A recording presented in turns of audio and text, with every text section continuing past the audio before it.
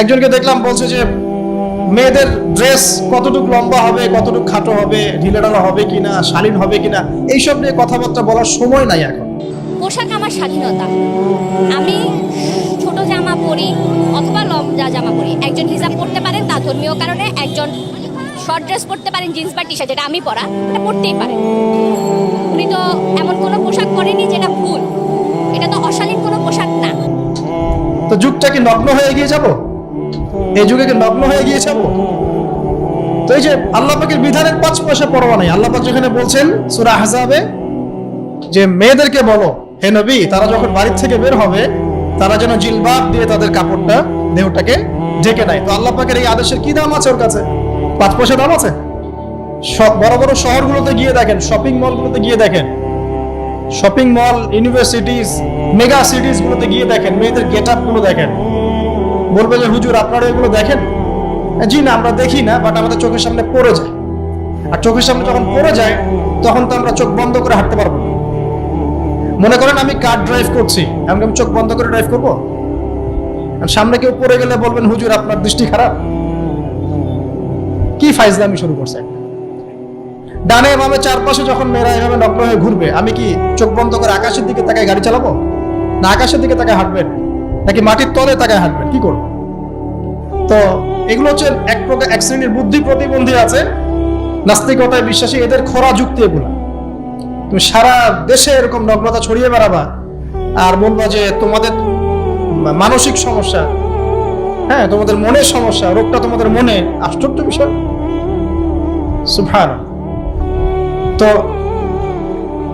যেটা বলছিলাম ভাই, এগুলোর কারণটার দিকে আসেন। মূল কারণটা কিন্তু এগুলা, ফ্রি মিক্সিং।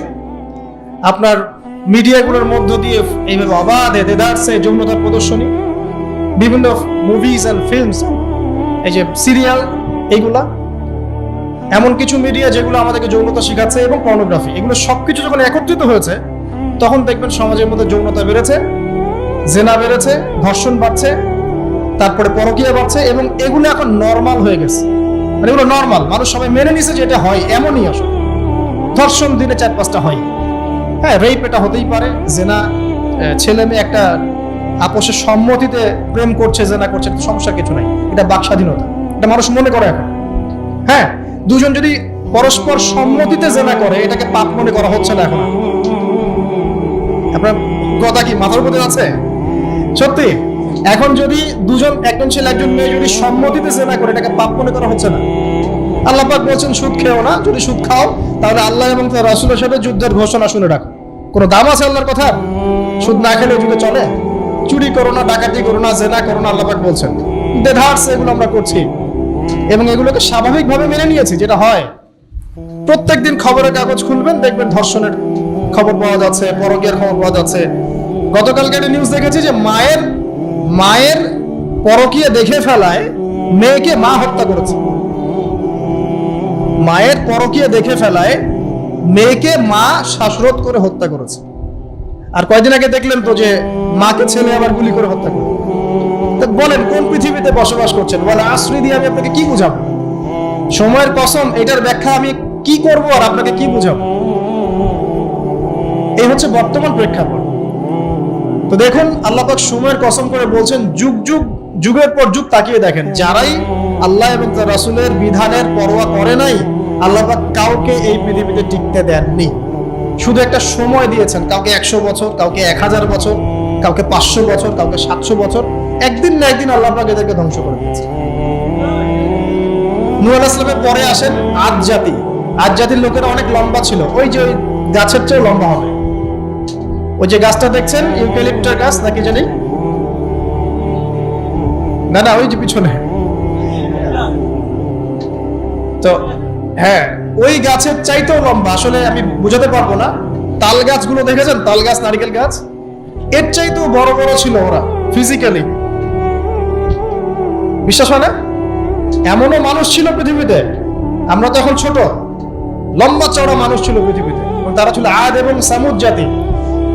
তার একটা কথা বলতো যে মান আশাদ্দু মিন্না কুওয়া, আমাদের চেয়ে শক্তিশালী আর কে আছে?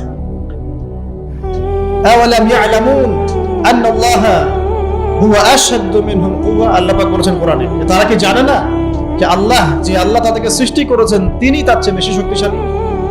তো এরা বলতো যে আমাদের যে শক্তিশালী কে আছে, পাহাড় কেটে কেটে বাড়ি নির্মাণ করত, সৌধ নির্মাণ করত, যখন কাউকে মারতো ওয়াইদা বাতাসতুম জাব্বারিন, কাউকে পিটাইলে খুব পিটাইতো, মানে খুব উদ্ধত অহংকারী ছিল। হুদ আলাইহিস সালাম এবং সালেহ আলাইহিস সালাম তাদের নবী ছিলেন। আল্লাহ পাক নির্দিষ্ট সময় দিয়েছেন, একদিন ধ্বংস করে দিয়েছেন। বিশাল দেহের এই মানুষগুলোকে আল্লাহ পাক ধ্বংস করেছেন ঝড় দিয়ে, বাতাস দিয়ে। বাতাসে এমন ভাবে উপরে দিয়েছেন যেন খেজুর গাছের ডাল উপরে পড়ে গেলে যেমন ভাবে পড়ে থাকে, এরা সেভাবেই পৃথিবীতে পড়েছে। শেষ, সমস্ত দম্ভ অহংকার সব শেষ, চূর্ণ বিচূর্ণ। সামুদ জাতির একই অবস্থা, আকাশ থেকে বজ্রপাত, এই যে বিজলি যেটা বলি আমরা, প্রচন্ড বজ্রনিনাদ শব্দে একদিনে শেষ। কওমে লূত পরস্পর ছেলে ছেলে জেনা করতো, নাউজুবিল্লাহ, যেটা এখনকার ফ্যাশন হয়ে গেছে আর কি। হ্যাঁ, আজকে দেখলাম একটা নিউজ, যে আমি আসলে নিউজ দেখতে খুব পছন্দ করি, যে একটা স্কুলের টিচার, সে নিজেও সমকামী, সে শিক্ষার্থীদেরকে পড়াচ্ছে, সে নিজেও সমকামী, তাকে সরিয়ে দেওয়ার জন্য শিক্ষার্থীরা আন্দোলন করছে। এখন এদের সংগঠনও আছে, এদের পতাকা আছে, এদের ম্যাগাজিন আছে, এরা মানবতার কথা বলে, এরা বলে যে বাক স্বাধীনতার কথা বলে। আগে ওই উইকিপিডিয়া ঘাটলে দেখবেন, আগে দেখা যেত যে সমকামিতাকে একটা রোগ বলতো মানুষ, যেটা মানসিক রোগ ইত্যাদি। এখন উইকিপিডিয়া ঘেটে দেখবেন, এখন এটাকে বলে এটা হচ্ছে বাক স্বাধীনতা। মানে বাক স্বাধীনতা, আপনি চাইলে একটা ছেলেকেও বিয়ে করতে পারেন, মেয়েকেও করতে পারেন। তো লূত আলাইহিস সালামের কওম এই কাজটা করত। এমনই অসভ্য কওম ছিল যে দুইজন ফেরেশতাকে আল্লাহ পাক দুইজন মানে তরুণ যুবকের রূপে পাঠিয়েছেন। দুজন ফেরেশতার নাম, একজন জিবরাইল আলাইহিস সালাম, একজনের নাম মিকাইল আলাইহিস সালাম। দুইজনকে পাঠিয়েছেন ওদেরকে ধ্বংস করার জন্য, কিন্তু ফুটফুটে সুদর্শন তরুণের রূপে আর কি। তো তারা এসে আশ্রয় নিয়েছেন লূত আলাইহিস সালামের বাসায়। এখন ওই কওমের লোকেরা এসে লূত আলাইহিস সালামকে বলছে যে তোমার মেহমানদেরকে ডেকে নিয়ে আসো। লূত আলাইহিস সালাম বলছে কি জন্য? তখন তারা বলছে তুমি তো খুব ভালো করেই জানো আমরা কি জন্য এসেছি। কথা কি বুঝতে পারছেন? লূত আলাইহিস সালাম বলছেন যে হাউলাই বানাতি ইন কুনতুম ফাইলিন, আমার মেয়েরা আছে, তোমাদের যদি কোনো মানে সৎ পুরুষ থেকে থাকো তাহলে আমার মেয়েদেরকে বিয়ে করে নাও, প্রয়োজন আমার মেয়েদেরকে বিয়ে করে নাও, তারপরে খারাপ কাজে যেও না। তখন তারা বলছে যে তুমি খুব ভালো করেই জানো লূত আমরা কি জন্য এসেছি, তোমার মেয়েদের ব্যাপারে আমার কোনো আগ্রহ নাই। চিন্তা করতে পারেন? তখন লূত আলাইহিস সালাম বলছেন আলাইসা মিনকুম রাজুলুন রাশীদ, তোমাদের মধ্যে কি একটা ভালো মানুষও বাকি নাই? এরকম কম ছিল, মানে আল্লাহর ফেরেশতাদেরকেও চাচ্ছে নিজেদের কুপ্রবৃত্তি দমন করার জন্য। আল্লাহ পাক ওই জাতিটাকে এমন ভাবে ধ্বংস করেছেন।